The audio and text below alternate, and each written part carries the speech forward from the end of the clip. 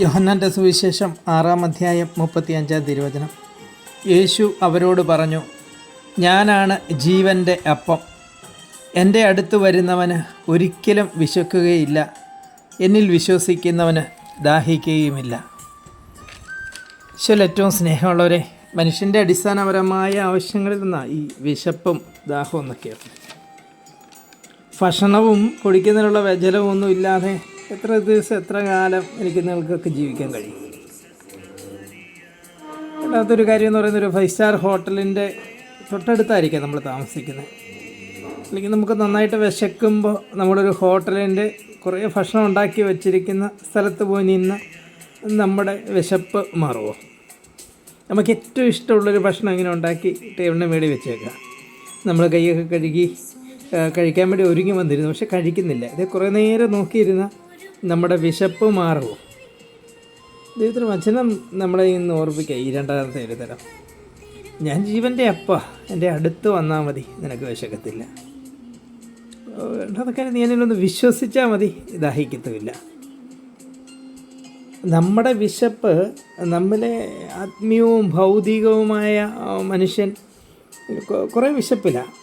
ശരീരത്തെ, നമ്മുടെ ജഡത്തെ തൃപ്തിപ്പെടുത്താൻ വേണ്ടി, നമ്മുടെ ആഗ്രഹങ്ങളെ, സ്വപ്നങ്ങളെയൊക്കെ ഒന്ന് സഫലമാക്കാൻ വേണ്ടി ഓടുന്ന ഓട്ടവും ചെയ്യുന്ന എല്ലാ പ്രവൃത്തികളുമൊക്കെ താൽക്കാലികം നൈമിഷികങ്ങളാണെന്ന് നമ്മൾ പലപ്പോഴും ചിന്തിക്കാറില്ല. സൗകര്യങ്ങളുടെ പുറകെ എങ്ങനെ പോവുക.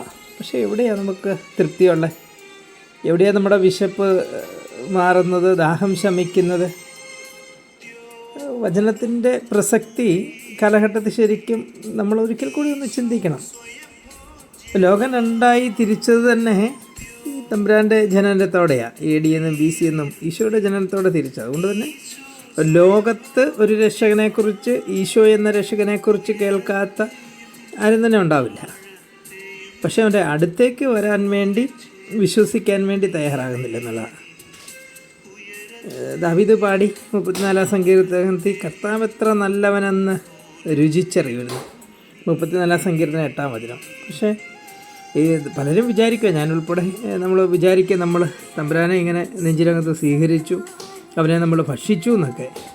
പക്ഷെ നമ്മളവൻ്റെ സാന്നിധ്യം പോലും അനുഭവിച്ചിട്ടില്ലെന്നുള്ള ഒരു സത്യം. അങ്ങനെയാണെങ്കിൽ നമുക്കിങ്ങനെ ഈ ലോകത്തോടും ജഡത്തോടും ഒക്കെ ഇത്ര വലിയൊരു ആക്രാന്തവും ഇത്ര വലിയൊരു താല്പര്യവും, നമ്മുടെ ഈ ശരീരത്തെ, നമ്മുടെ ആഗ്രഹങ്ങളെ തൃപ്തിപ്പെടുത്താൻ വേണ്ടി നമ്മളിങ്ങനെ രാപകൽ അധ്വാനിക്കുമോ? നമ്മളിങ്ങനെ ഓടുമോ? ശരിക്കും നമ്മൾ ആ തമ്പുരാൻ്റെ ഒരു സാന്നിധ്യം പോലും അനുഭവിച്ചിട്ടില്ലെന്നുള്ളതാണ്. ശരിക്കും പ്രാർത്ഥിക്കേണ്ടതും നമ്മളാകേണ്ടതും എന്താ? ദൈവത്തിൻ്റെ അടുത്തേക്ക്, അവൻ്റെ ഒരു സാന്നിധ്യം, അവൻ്റെ ഒരു സാമീപ്യമാണ്. അവനെ ഒന്ന് രുചിക്കാൻ വേണ്ടിയാണ്, അവനെ ഒന്ന് അനുഭവിക്കാൻ വേണ്ടിയാണ്. അതുകൊണ്ട് നമുക്ക് പ്രാർത്ഥിക്കാം, കർത്താവേ. പ്രാർത്ഥിക്കാനൊന്നും ഞാൻ അത്ര യോഗ്യനല്ല, ഞാൻ ബലഹീനനാണ്, ഒത്തിരി കുറവുകളുള്ളവനാണ്.